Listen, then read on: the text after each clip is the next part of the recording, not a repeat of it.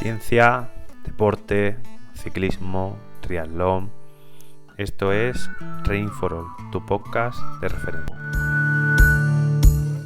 Bueno, he titulado el inicio de este podcast La madre del cordero.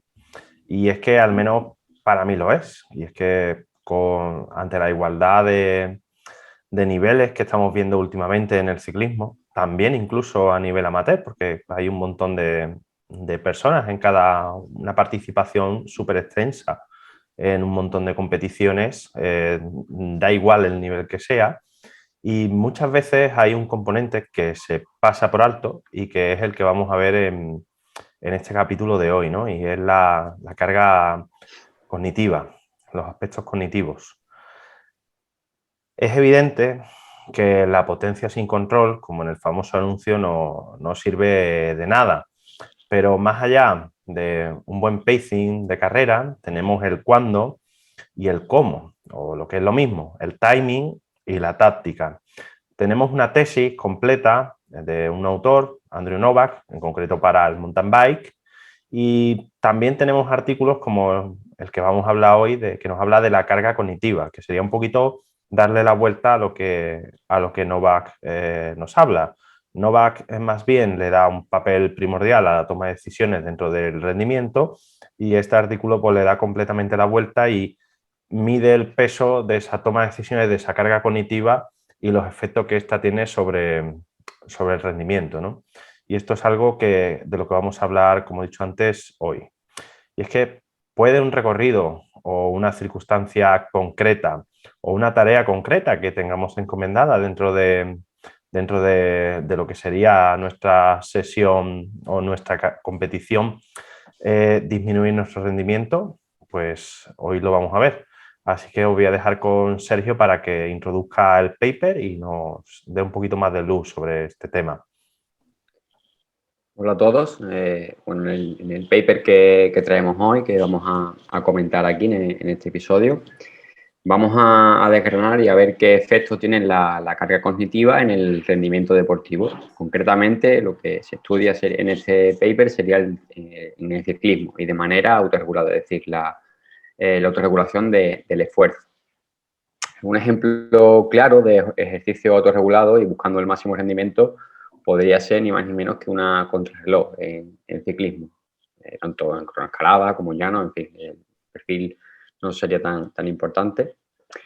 Y aquí pues debemos al final distribuir el esfuerzo de una manera lo más adecuada posible para lograr recorrer la distancia que tenemos, de la que se compone la contrarreloj en este caso, en el menor tiempo posible, y ese sería un buen rendimiento.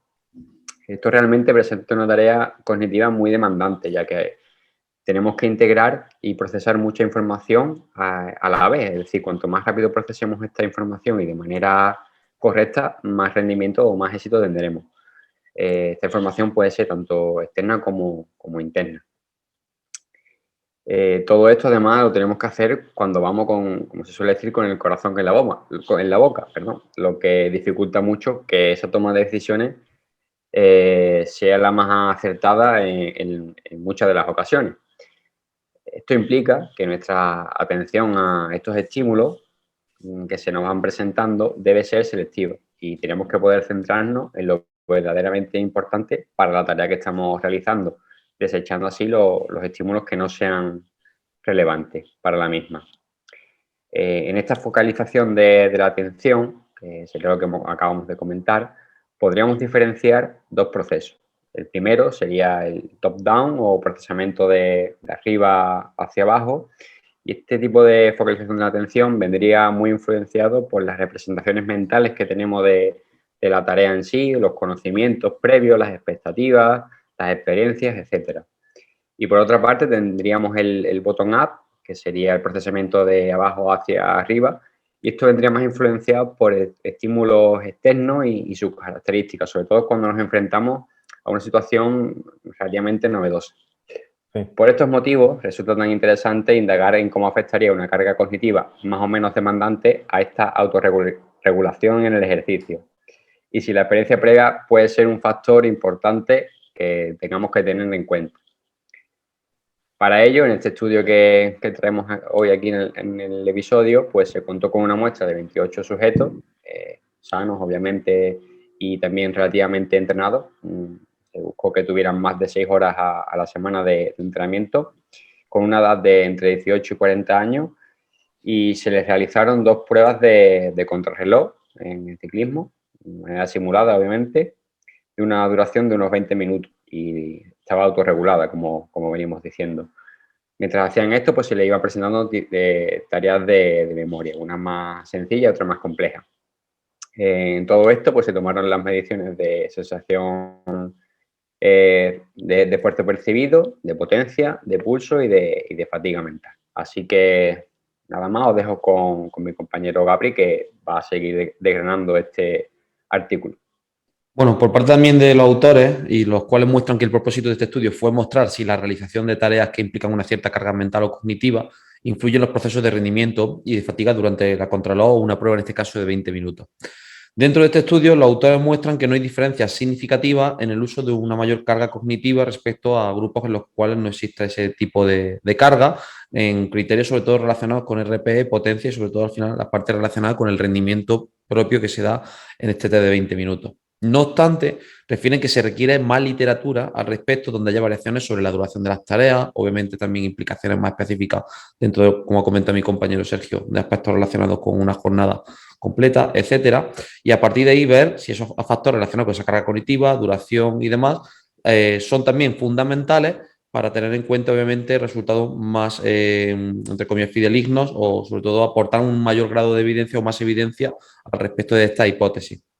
Las conclusiones prácticas que podemos establecer en este entorno, o sobre todo este tipo de estudios, es que obviamente en entornos cerrados, ya sea por ejemplo en trabajo indoor, situaciones como por ejemplo la que se nos da a muchos de nosotros cuando tenemos poco tiempo, sería interesante desgranar el papel de esta carga cognitiva y si verdaderamente tiene una importancia real dentro de la prescripción del entrenamiento y sobre todo la parte de la realización del pacing o de la regulación del esfuerzo. No obstante, como hemos dicho también anteriormente, pues sería interesante ver si la influencia de esta carga cognitiva, cuando las tareas que se han realizado corresponden a labores, sobre todo, pues ya relacionadas pues, con una jornada laboral completa, etcétera. Es decir, que no solo se deben a pequeñas tareas, pequeñas mini bloques de trabajo o tareas que se realizan solo en un estudio, sino ver dentro de contextos un poquito más reales y ver si toda la carga final global del día de trabajo de un deportista o sobre todo de una persona que no sea obviamente un deportista profesional, realmente tiene un gran cambio en el rendimiento deportivo ante esa evolución y esa relación entre la carga cognitiva y el rendimiento. A continuación os dejo con mi compañero Jesús, donde hablará de las principales conclusiones y aplicaciones prácticas. Pues sí, en relación a lo que han comentado mis compañeros, me gustaría recalcar, dejar claro que los resultados de este estudio en concreto, pues no muestran, como ya se ha comentado, no muestran una diferencia significativa en relación a una mayor carga cognitiva. Además, el estudio indica que aspectos como la frecuencia cardíaca, la producción de potencia o la RPE, como se comentó también antes, no variaron en función del tiempo. Es decir, que fueron similares en todas las condiciones y horas. Además, los autores del estudio comentan que a pesar de que la tarea propuesta a los sujetos era relativamente larga, hay que tener en cuenta también que estos eran ciclistas experimentados, no eran principiantes, aunque también comentar que no eran ciclistas de élite. Por lo tanto, todo esto podría tener también estos ciclistas podrían tener automatizado este tipo de esfuerzo a su propio ritmo, como indica, como se realizó en este estudio. Lo cual no les requiere cambios a altas demandas de carga cognitiva, porque ya lo tienen automatizado. Por lo tanto, es un aspecto que se dice en el estudio de cara a futuros estudios, tener esto en cuenta. En relación a todo esto, también cabe mencionar que hay otros estudios previos en los que se muestra que ciclistas profesionales no vieron afectado su rendimiento después de completar tareas de esfuerzos mentales de 30 minutos. Todo lo contrario respecto a ciclistas recreativos, los cuales sí que vieron perjudicado su rendimiento. Por lo tanto, viendo todas estas conclusiones, parece que hay alguna diferencia en este aspecto, ¿no? Entre ciclistas élite y aficionados en relación a todo lo que estamos hablando en este podcast. Y bien, como conclusión, pues parece que las tareas cognitivas en este estudio, como hemos dicho, no han sido lo suficientemente largas para afectar a estos sujetos. Además, hay que tener en cuenta la experiencia de los ciclistas. Y sería interesante, como ha comentado también Gabri, que se estudien situaciones relacionadas con la carga cognitiva y el día a día del ciclista, tanto profesionales como aficionados, para ver de forma concreta qué es lo que afecta y qué es lo que no, a quién y a quién no, en función de cada contexto. Bueno, quizá este artículo está, no sé, por lo menos para mí, yo no sé qué pensaréis vosotros, pero quizá tiene un sesgo, y es que el tipo de prueba que ha elegido per se tiene una carga cognitiva muy reducida. Tiene, aunque tú, evidentemente, si la persona está muy familiarizada con el Sí. tipo de tarea, la carga cognitiva de ese esfuerzo no es mucho más que la que te introduzcan ellos de manera exógena, ¿vale? Es decir, cualquier tipo de tarea cognitiva que te marquen de manera exógena, pero no de manera endógena a la prueba. Diferente sería si este artículo se hubiera hecho, por ejemplo, simulando una competición en carretera, adquiriendo roles y bueno, de una manera un poquito más complicada, incluso con un recorrido quizás más largo que tuviera un desnivel acusado y demás, que hubiera hecho bueno, que se complicara el asunto, ¿no? Además, creo también que al no existir esa competición ni la interacción con rivales, con oponentes y con compañeros, esta tarea está muy descafeinada, por lo cual ahí poco se va a ver. Pero creo que quedarse con el resultado de que no hay no fue significativo, pues no fue significativo en esas condiciones concretas. De hecho, imaginaos si es importante la carga cognitiva de la tarea, que, como he dicho al inicio del artículo del podcast, Andrew Novak lo plantea como un factor determinante del rendimiento en el mountain bike en concreto. Y es porque la tarea en sí misma comporta una carga cognitiva muy, muy alta. En este caso, siguiendo autores diferentes, como puede ser, por ejemplo, se me ocurre... espérate, se me ha ido el nombre completamente. Bueno, ahora lo pones. Hostias. Es que se me ha metido en la cabeza Stannard y no es Stannard. O sea, vale, ya me acuerdo. Siguiendo autores como Mark Campbell, ¿vale? Que es un experto en neurociencia, pues se me ha ido lo otro que estaba diciendo, porque me he ido por... Estamos hablando de la carga cognitiva y del tema de la toma de decisiones, la carga cognitiva de la tarea en mountain bike. Vale. Siguiendo autores como Mark Campbell, podemos determinar que una de las particularidades de la toma de decisiones y de la carga cognitiva es la velocidad de reacción. Y evidentemente, en una contrarreloj de 20 minutos, aspectos como la velocidad de reacción son totalmente superfluos. Yo creo que no hace falta ni siquiera un artículo para determinar esto. En el caso de que haya una tarea cognitiva exógena, pues evidentemente sí se pueden medir estas variables, pero yo creo que este tipo de artículos está más o tendría una utilidad mucho mayor en pruebas donde la carga cognitiva sea la prueba en sí. Yo sé que me repito mucho, pero creo que es un poquito donde está la madre del cordero que he dicho antes, ¿no? Una prueba donde haya un oponente, eso siempre va a tener una carga cognitiva alta porque tienes que establecer una estrategia para poderle ganar. Y si una tarea donde el propio terreno también pueda suscitar una carga cognitiva porque vas a tener que estar librando obstáculos y demás. Por eso creo que el mountain bike es quizá mucho más propenso a este tipo de investigaciones que una contrarreloj, sinceramente. Hasta ahí Yo creo que es interesante también lo que has comentado, José, porque el papel de la toma de decisiones creo que se podría a lo mejor buscar un mixto, a lo mejor no un perfil de 20, pero sí un perfil de 8 y buscar unas condiciones, por ejemplo, con un contrincante. Es decir, que la técnico-táctica, obviamente el contrincante tendría que estar muy igualado en cuanto a métricas de rendimiento y ver si obviamente la diferencia de, entre comillas, métricas de rendimiento a igualdad de métricas y ante distintas cargas, entre comillas, cognitivas, marcan más la diferencia. Creo que a lo mejor eso podría ser un planteamiento de estudio muy interesante, porque si al final obviamente pone a...